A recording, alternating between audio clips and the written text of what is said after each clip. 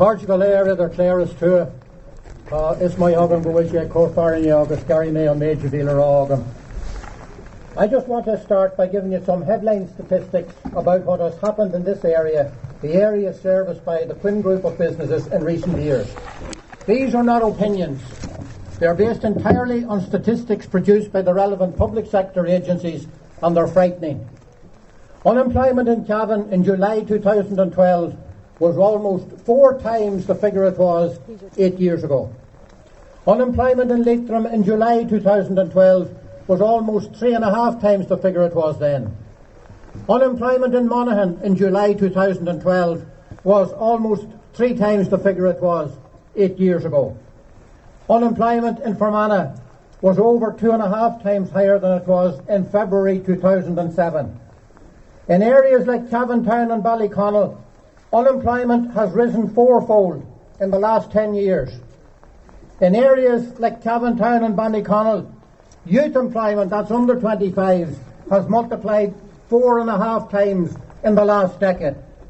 And those figures do not take account of the hundreds, probably thousands, of young people and families who have been forced to emigrate from our counties. It does not include the increase in those who have gone on benefits, or those who are underemployed or living on the breadline or excluded from the unemployment figures. If they were included, I would say that the figures I have just quoted would be at least double. The real unemployment rate is many multiples of what it was before the recession. And what does that tell us? Very simply, it tells us that this area has been abandoned. Its people have been abandoned by those in power, by our political masters, and by our statutory sector. And that includes all of you here today. At present, the entire Quinn Group operations are under threat. When Sean Quinn was running it, its employment increased every year for 38 consecutive years. In the plan which he submitted to Anglo, and which Dukes dismissed as unrealistic, he promised to create a further 1,700 new jobs. I think it's reasonable to assume that Alan Dukes and his incompetent advisors, of course they're not incompetent when it comes to PR and trying to bring people down, but they're incompetent in everything else. They would have thought that his plan to build a cement plant was unrealistic when he started it just over 20 years ago. Yet he built not just one, but 2, and they both made money and paid off all the borrowings raised to fund their establishment. Dukes would have assumed that his plan to build a glass plant was unrealistic. Again, he built 2 of those, including the most modern plant in the world in that sector, and they made money and were paying down their borrowings. That buying a radiator business was madness. Yet he finished up with the most modern radiator plant and the best product range in that industry in the world. Sean Quinn consistently defied the logic by which Alan Dukes and KPMG and the other non-productive sectors of our society, those others who never created anything productive in their lives, Sean Quinn defied the logic that they used to assess things.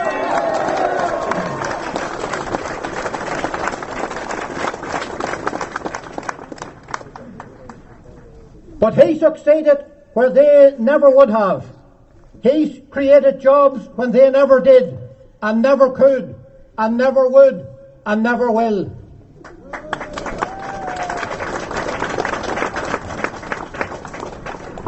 Since Dukes and Anglo and the management team they have installed in these businesses have taken over Quinn Group, employment has fallen in both financial services and manufacturing. When they took over the businesses, when they took over the manufacturing, there were 24 senior managers in Quinn Manufacturing. No business of comparable size in this country was run with as few as 24 senior managers. Today, 17 of those are gone, and today Glass is being managed from Manchester, not Timor, and the head office has been moved to Dublin, not Timor.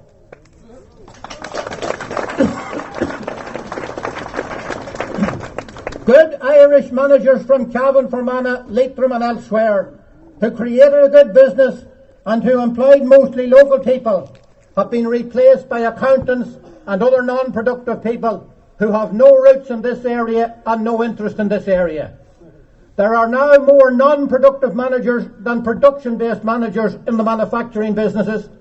They have no knowledge of the businesses they're supposed to be running or of the community ethos which made those businesses successful, and they have no interest in your community either.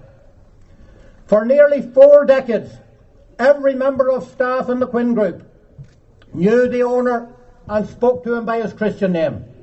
They knew the senior managers personally and spoke to them by their Christian names. They socialised with them and they never had to make an appointment to meet any of them. That has changed. The new owners have never appeared about the place. They have never set foot in Fermanagh or in Ballyconnell either. Dukes and Ainsley would not be welcome in Fermanagh or Cavan anyway.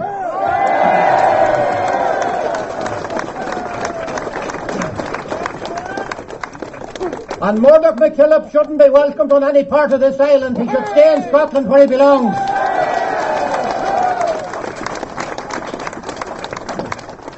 Because of the mismanagement of the current team, all these businesses are on a slippery slope to closure, and Anglo is wondering how they can blame Sean Quinn for that too. And make no mistake about it, they will find a way of blaming Sean, because he's also to blame for the collapse of Bank of Ireland, Allied Irish, and he's also to blame for the collapse of the Twin Towers in New York, as far as Anglo is concerned.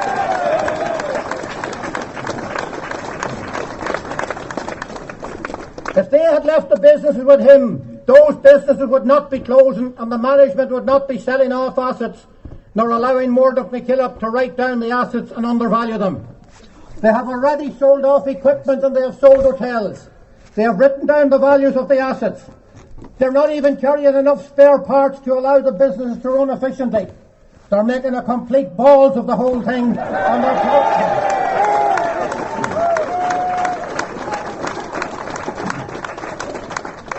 they're probably doing their best, God help them, but their best just isn't good enough. The reality is that these strangers and imports are not capable of keeping these businesses open and retaining the employment in them or continuing their success. When they came in, as you've already been told, they promised no job losses. Today, there have been already hundreds of job losses in manufacturing alone, thousands if you count the entire group, several thousands, more than 1,000 if you include Quinn Direct. For decades, both the productive staff and the support staff were among the best paid in this country. Now the non-productive staff and the new management have got massive pay rises and are paying a fortune for protection. But the productive staff, the people from the local area, are worse off, and their future employment prospects are a hell of a lot worse off.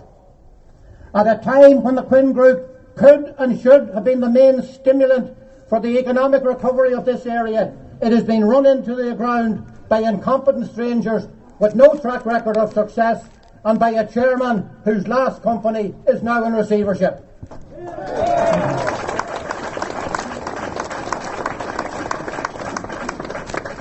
And there will be no thousands of new jobs under Anglo and their allies. There will be far less secure and well-paid employment in this area. There will be no new projects under the current regime because they simply won't be capable of generating the money to start a new project. The former Quinn Group always paid its taxes, never failed to meet a scheduled payment to its bankers, and operated completely legally. It was profitable. Now its profitability depends on writing down the assets so that the depreciation charge will be lower. I understand that the organisers of this event have 3 objectives for this rally. I believe that one of them is the reinstatement of the former management team and the previous management systems which incentivised all employees and made them proud of the businesses in which they worked. That would both guarantee stable employment in this area and save the Irish taxpayer, by my reckoning at a very conservative estimate, not less than €3.9 billion, which the current scheme will cost them. The scenario which I have just painted indicates that what the organisers of this rally really want would be a better outcome than what is happening at present. I recommend it to you and to the government.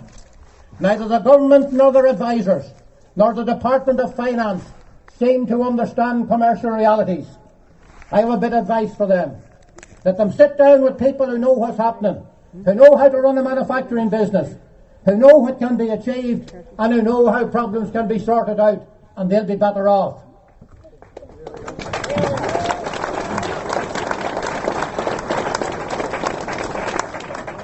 It is long past time that we cease to have to listen to rubbish from politicians who are being misled by people who have no idea of what is achievable by agreement. It's past time for them to sort out the problems, to let those who can sort them out do it, and to ensure the future of these businesses and of the economy of this area. Secondly, I want to address a second of the objectives set for this event. That relates, as Patricia said, to the legality of what has been done, and I want to raise a number of main issues under this heading. Let me start by saying and making it very clear that the current situation is based on a tissue of lies and poor legal advice. I wish to cite 4 examples of that at the outset. Firstly, when Sean and his management considered going to the High Court to object to any decision to convert the temporary administration of Quinn Insurance into full administration, they were advised by good bodies who had created the problem by erroneously producing guarantee documents which should never have been produced. They were advised by good bodies, and they were also advised by the Minister's Grant Thornton that they should try to get a decision changed by negotiation rather than going to court. That was disastrous advice and ultimately led to where we are today, because Matthew Elderfield was not prepared to discuss alternatives or even to agree a settlement. Secondly, when Murdoch MacKillop was appointed to the board of the Quinn Group, he came to a meeting out the road here in the Slieve Russell and announced that he had secured an agreement with the bondholders which could leave the family with some of the equity, but that was conditional on changes at board level, including the resignation of the chairman, the chief executive and the finance director. They all resigned, but there was never any agreement.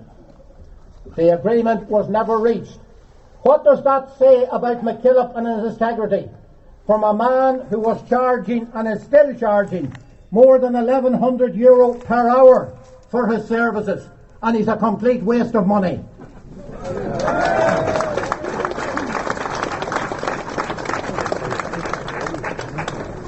Thirdly, according to the transcripts of a recent Dublin court case, one of the legal representatives of Anglo IBRC told the court that Anglo had not been negotiating with Cushman and Wakefield on the sale of the Hilton Hotel in Prague prior to the appointment of the share receiver.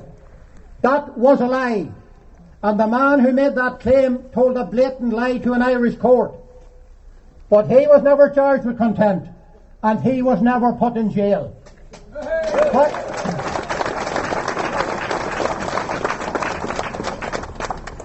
What does that say about the integrity of a legal representative who is prepared to lie for his clients? And what does that say about his client too? And now the biggest lie of them all, and they feel free to make it, because they have pumped this lie into the Irish ether for months, and people believe them.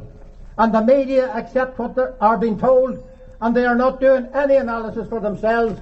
Whether that is because they're being intimidated or because they're incapable, I have no idea. But one thing I do know is they haven't done the sums.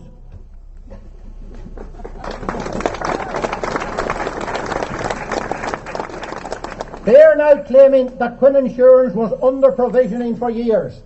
That, my friends, is total shite.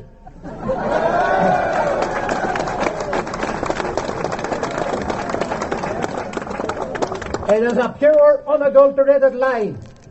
The people who are making that claim are liars. Both, that is the excuse for the drawdown of money from the Insurance Compensation Fund, which you will be paying for, they now claim for up to 25 years. The published statistics prove that that claim is rubbish. They prove that Quinn was providing more against every claim than any other insurer in Ireland. But they also proved that it had far fewer claims than any other insurer in Ireland because it was settling the claims directly and quickly. They're putting the blame now because they couldn't find any other way of finding a scapegoat. They're putting the blame on a professional indemnity cover for solicitors. Professional indemnity for solicitors may not have been a very profitable venture, but it has not caused the problems which the company now has, and I'll come back to that issue. But let me first address some of the other core issues.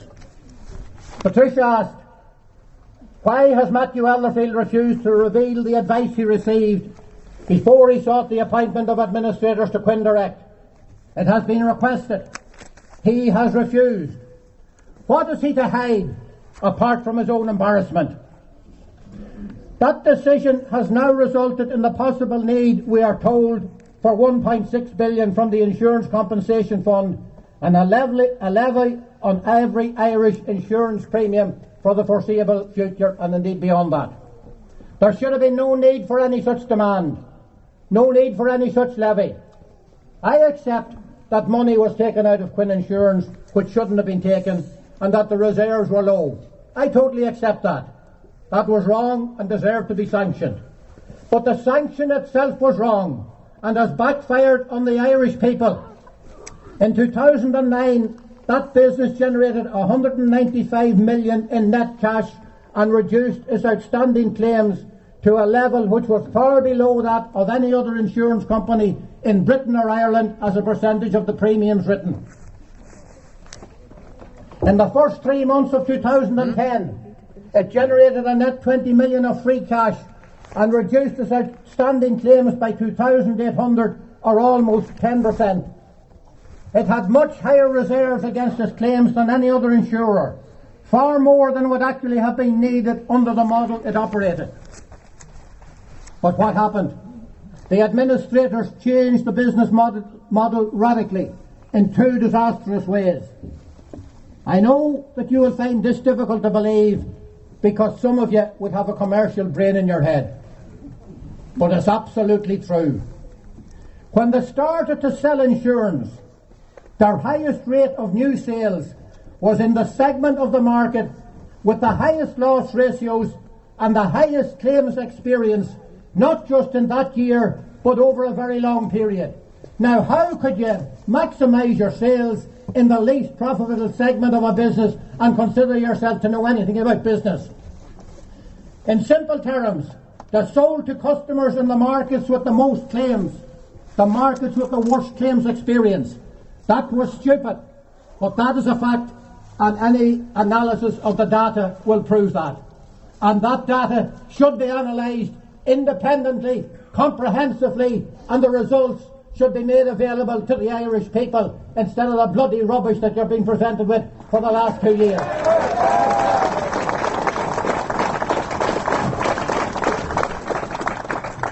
By comparison, their lowest sales and lowest inception rates were in the customers in the lowest claims category, with the lowest claims experience. We know that they told the staff at the outset that they knew nothing about insurance. By Christ, does their record prove that they were right?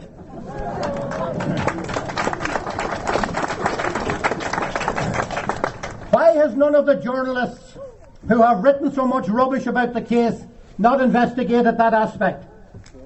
Could it be, is it conceivable that they were told not to? That they should just accept the lies being told by Anglo and the administrators? And if that wasn't bad enough, those same administrators then changed the claim settlement model radically and made a total and absolute mess of the business. They paid people to leave and then paid staff big bonuses to get them to stay. That doesn't seem sensible to me, but then I don't work for Grant Thornton. I happen to be an accountant, but I'm not a stupid one.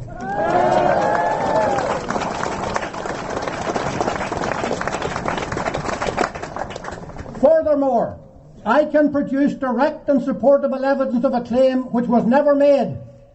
but where an unsolicited offer was made by telephone by a member of the staff of the new regime to someone who sustained no loss at all, but apparently his name had been mentioned in an accident report by some other claimant who apparently had caused the accident.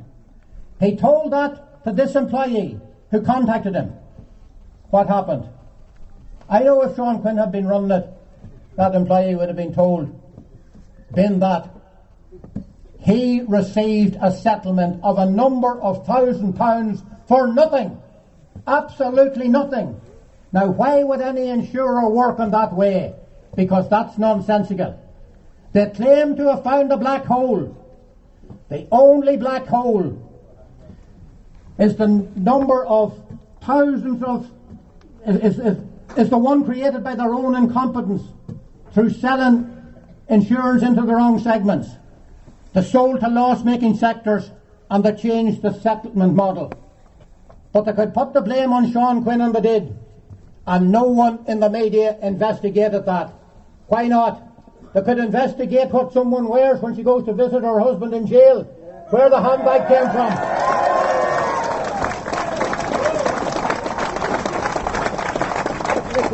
But the bastards aren't prepared to investigate what really matters in this world.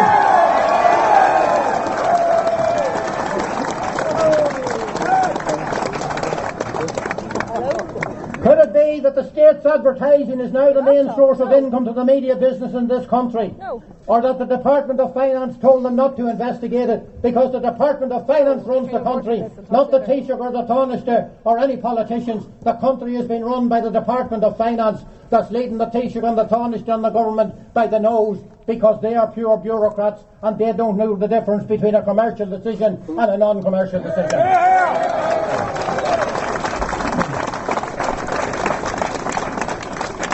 But then again it might be that the bollockses in the media were simply too lazy.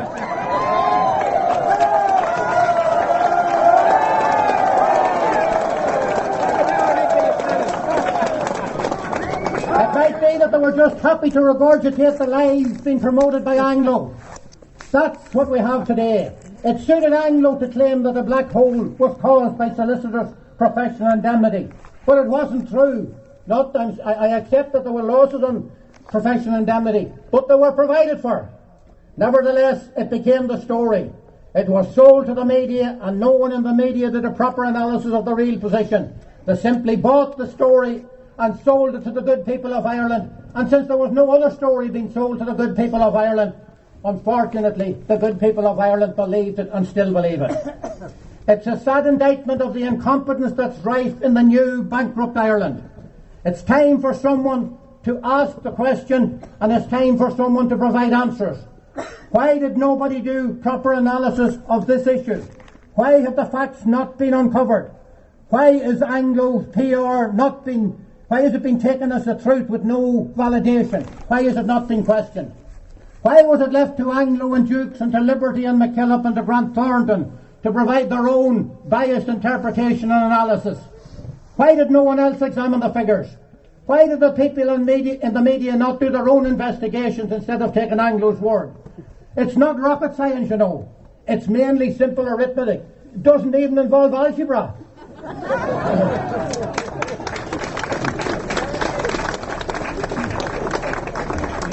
But the administrators in Liberty and Anglo have succeeded in persuading both the courts and the public that it's very complex. There's an old saw in education. If you can't convince them, confuse them. Well, by Christ, these guys have succeeded. And nobody's interested in convincing them about the truth. That's what Elderfield and Dukes and Ainsley and McKillop, that's what Grant Thornton and the others have been doing during this process. And they've succeeded in getting their views accepted when the reality needs to be examined and quantified, and done so on a fair and impartial basis. In this particular case, the PR spin bears little relation to the reality. So many people have committed so heavily to the Anglo story and the Anglo view that no other view and no other story is now acceptable or accepted.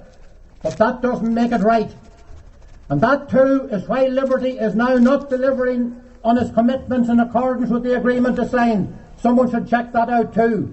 And why they're now claiming more money from the Irish people to which they're not entitled. They could do it because they have discovered that what they're dealing with are incompetence, and they can make their own rules or change them to their advantage with impunity. As a second issue, therefore, I want to know, and you too probably want to know, why Anglo moved into Derrylin, into a company to which they had not lent a penny. Why did they seize that company in an operation that was reminiscent of the SAS or paid mercenaries? And by the way, where I come from, we know how the SAS operates.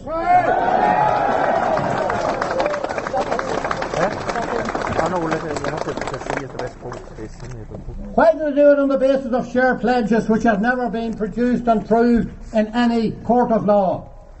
And why are they using mercenaries to defend their position? There's absolutely no evidence that the share pledges are legal. There is plenty of evidence that they're not. Someday a court will decide on that. But let me give you some of the facts. Just so that the bewildered are not as confused leaving Ballyconnell tonight as they were when they came in. Those share pledges were never signed until Anglo was on the verge of bankruptcy. Not until long after the money was borrowed, and it was never borrowed against overseas properties. Now, why would that be?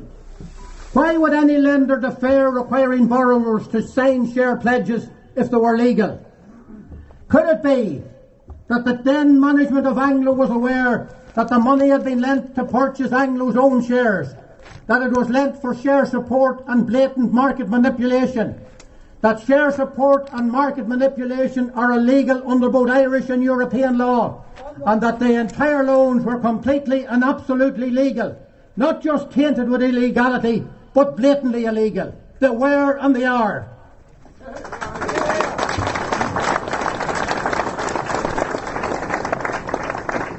I ask you if you can think of any other possible reason why they would not have had the share pledges signed in time.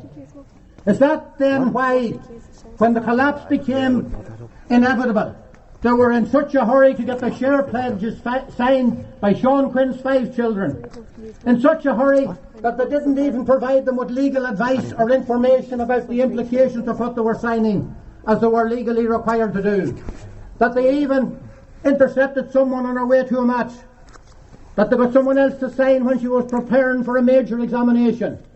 Of course they weren't going to read hundreds of pages. They just signed.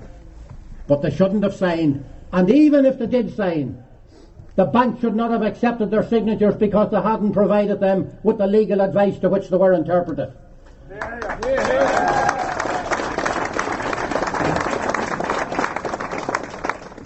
Is that not why 15 months after the money was lent, and many months after the pledges were signed, they asked the family solicitor to sign them retrospectively? They asked the family solicitor to give them retrospective legal advice to which they were entitled before they were signed. Is that not the reason why they were doing it? Because they knew they were wrong in the first place. I have no doubt about the reason that the solicitor refused that request.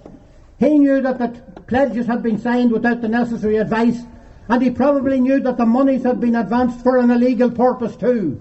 So he refused to give the retrospective legal advice as Anglo, now IBRC, had requested. Clearly, he had a hell of a lot more integrity than the chairman and senior management of Anglo has.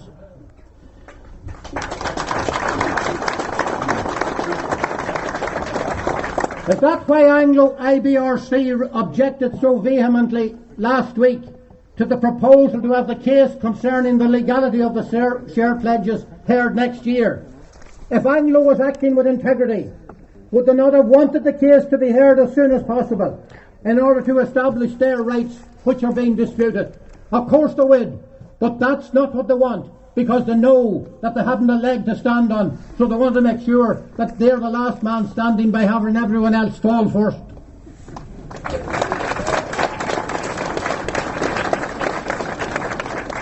Of course we understand what they're at. Attack is the best form of defence, and when you have a weak case, the best tactic is to kick the other side and hope that it stumbles and falls. Well, the Quinns may have stumbled, but they've not gone away yet. And as Ciara said, they'll rise again.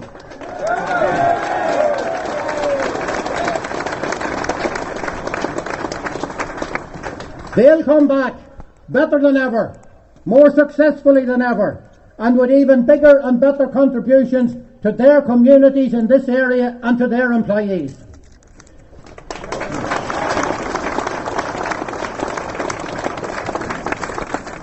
Obviously, it's a pity that Sean Quinn was not aware of what was happening in Anglo when he decided to invest in that bank. Like hundreds of other investors, he believed the Anglo lies, which IBRC is now defending. He almost certainly would not have invested in a bank or any other institution which was operating illegally, which was fiddling both its balance sheet and its income statement, which was ignoring commercial realities by failing to match its assets against its liabilities as banking law requires, and which Nyberg found had not been properly regulated by this state and its agencies, the financial regulator, the central bank and the Department of Finance. Is that the reason for the corrupt conspiracy against the Quinn family? Is that not why it's happening now?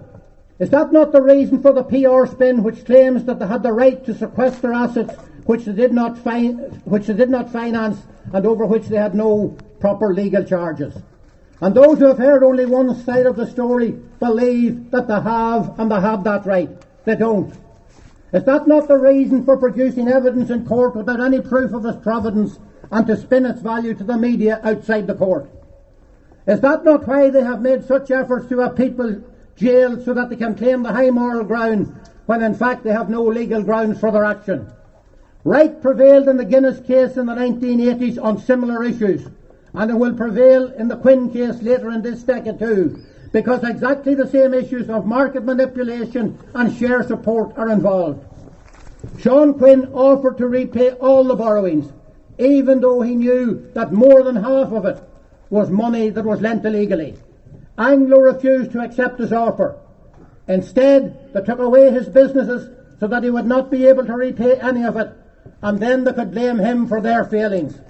The result is that the Irish state and the Irish people will be worse off by about, I repeat, 3.9 billion this will have cost as a minimum. But it was not Sean Quinn's fault. He would have delivered on his commitments. He always did when he was in business, and despite what Dukes has claimed and his advisers appear to have concluded, he would have done the same thing in this case too. The entire issue raises a number of crucial questions, of which the following are some.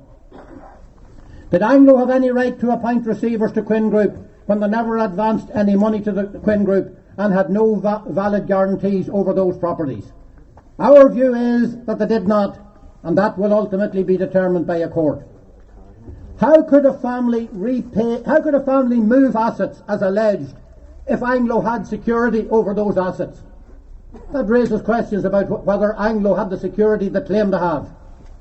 Will the financial regulator present the advice he received to back up the appointment of administrators to Quinn Insurance? Or did he rely totally on representations from his former employer, the Financial Services Authority in Britain? Is that where he got his advice? He better tell us, because some of us believe that that's the only advice he got. He probably won't produce it.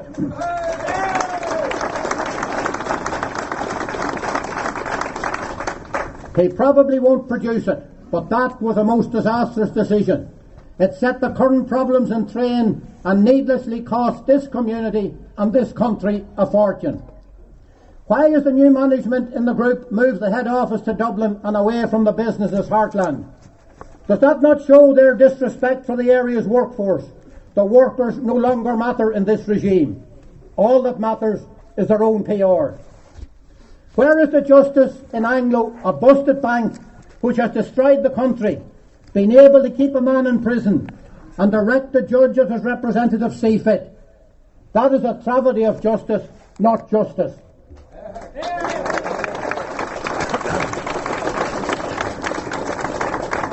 And that injustice is being promoted by a former Attorney General who held office and advised the government on the bank guarantee scheme and on the nationalisation of Anglo and on other aspects of these issues. Most of us would believe that, having advised the government on those issues, including particularly the nationalisation of Anglo, he is clearly conflicted on this issue and should not be involved in the case.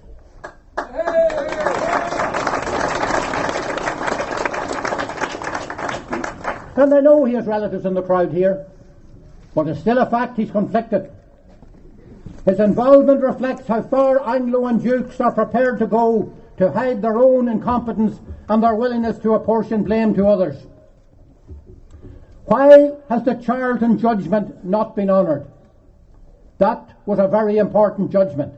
Why is Justice Charlton's decision not as important as those of Justice Dunn, which gets all the publicity? I think the people of this area are entitled to know the answer to that question. How much have the consultants and the executives taken out of the group and this community already? But far more importantly, what have they achieved or delivered to date? Where has the return been on that money? You and I know exactly how much they have returned. They have delivered bugger all of any value.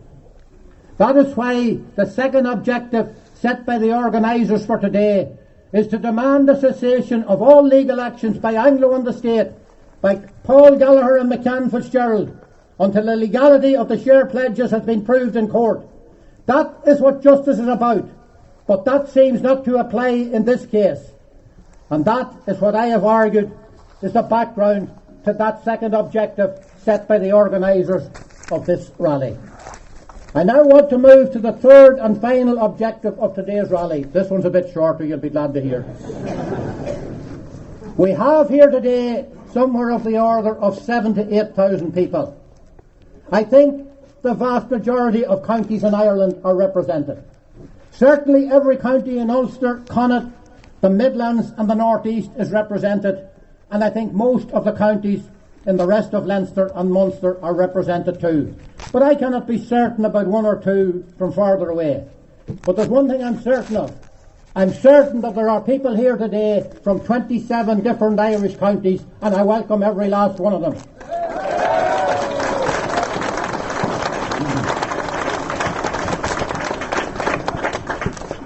I commend you all for your courage in attending, because by tomorrow our national papers and the scribes who have never bothered to ascertain the facts, but who have simply taken Anglo's press releases and their leaked attacks on the Quinns, will describe you, as Patricia already has said, misguided, delusional, morons, a Quinn support mob, bumpkins, culchies, GA mavericks with misplaced loyalty, even stupid, and every other insulting phrase they can think of.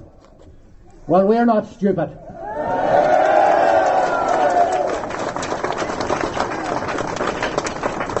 And those bastards have some cheek describing us as stupid.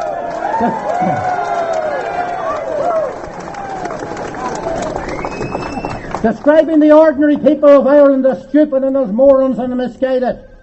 The plain people of Ireland were never misguided or morons. The Minister for Communications even attacked one of the speakers at the previous rally for his attendance, even though supporting those with problems and in difficulty is part of his vocational ministry. And the other speakers were subjected to ridicule and condemnation from those who simply do Anglo's bidding and are trying to destroy the Quinn family. I'll give you an example. On the last occasion when between 4,500 and 5,000 were here in this same town, the bigots in the BBC announced on the following morning's programme that hundreds were present and repeated it at least twice. Hundreds present. 4,500 to 5,000, that's hundreds. Each year is just a tenth of a person, obviously. We now know where the BBC stands on that issue. We also know that they can't count, and we know that they have a bias. Some bigoted public service broadcaster, that is, even if it employs people, and many of them, with integrity. Some people commenting on this have written books on the subject. They never bothered to check whether where we are today is the result of share support or market manipulation. Maybe they didn't have the ability to do it, but they didn't do it. They looked for a scapegoat. They found one in the border area because the border area no longer matters in Dublin 4. And Dublin 4 is a state of mind as much as a location. But you don't count in Dublin, let me tell you. But you have to make yourselves count now and from now on, because that's the only way you can save this community.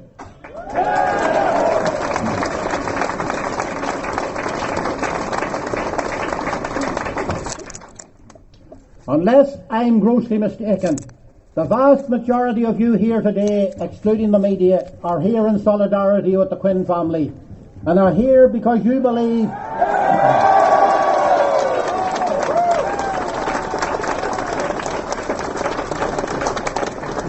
and are here because you believe that a gross injustice has been perpetrated by the Irish state, the current government, the Department of Finance and the financial regulatory authorities on Sean Quinn and his family, but far more importantly, on the communities of West Cavan, South Fermanagh, South Leitrim and the areas adjacent to those ones too.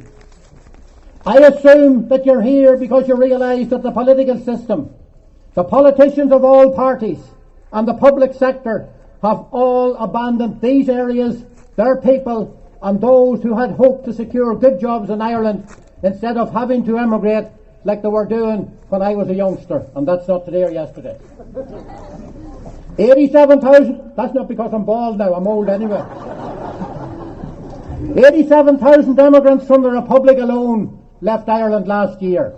Almost 120,000 from the island as a whole, and over 90% of them were young people. What an indictment of our country. What an indictment of our government. What an indictment of our political system and our political parties.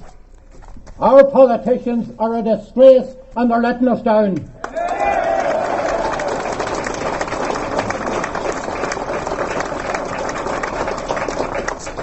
No wonder we have 1950 style immigration. No wonder we have massive disillusionment. No wonder we have increasing unemployment when those who have created jobs are subject to injustice and the businesses they have created are being subject to rape and mismanagement. When those who have nothing to contribute and who contribute nothing walk off with €1,150 per hour for delivering nothing but the destruction of jobs and communities. We have all seen that sort of injustice before. Frank McBrearty would have been here had this rally not been postponed because of the death of the late Brian Og Maguire. Frank McBrearty was attending. He couldn't attend today. But Frank McBrearty was jailed for a crime which he didn't commit. And our national media backed the system and the judiciary to the hilt. And then they turned turtle when they were proved wrong and said McBrearty got a raw deal. There were no raw deals when he was being condemned and convicted. There was a raw deal in the end. But they backed the state first. We have seen the same thing with the Birmingham 6 and the Guildford 4. We have seen it with the Maguire family and Giuseppe Conlon. When the media, including some of the Irish media, backed the establishment and heaped scorn on those who were wrongly convicted by a corrupt state and a corrupt judiciary. And then they had the gall to claim some of the credit when the truth was eventually uncovered. We have seen hypocrisy and kowtowing to the system in this country before, and now we're seeing it again. The state is the main advertiser, and the state must be supported at all costs. And hard luck on the victim of injustice, but our salaries come first. Well, today, by your presence here, you are saying loudly, clearly and proudly that you oppose injustice in this country, that you have seen through the illegality of Anglo, and that you want this state to uphold justice and let right prevail. You are saying that the main case should be heard, and you are saying that Sean Quinn and his family deserve fairness and equity and not the blatant bias of a supine media. I cannot speak for Sean or his family. They don't need to speak for them anyway. But there's one thing I can say, and it's this. Make no mistake about it. Some court, someday, in some jurisdiction, will rule on these issues, and the Quinn family will be vindicated on the main issue at least, with certainty, and thereby on all the other issues which flow from that.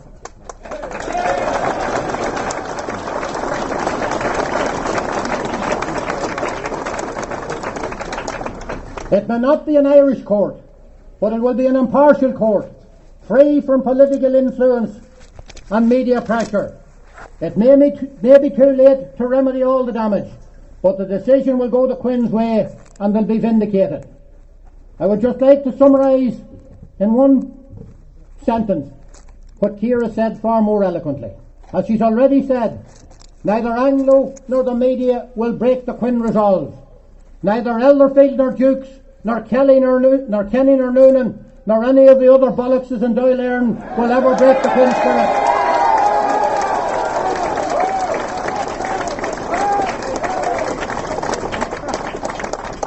They'll never break the Quinn spirit, but the Quinn spirit might break some of them. Don't rule us out yet, or I kid my out of us is to come.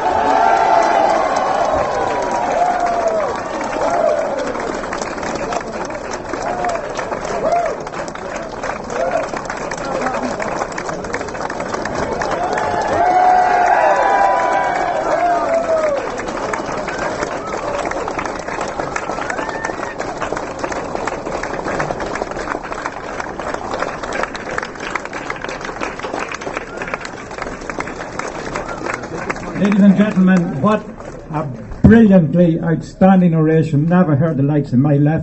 Please give it again for Peter Quinn.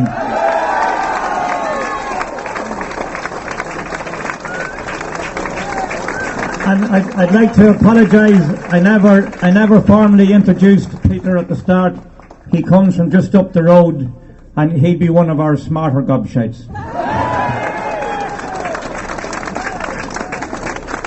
I'd like, ladies and gentlemen, to call on Colette to say a couple of words on behalf of the Quinn family.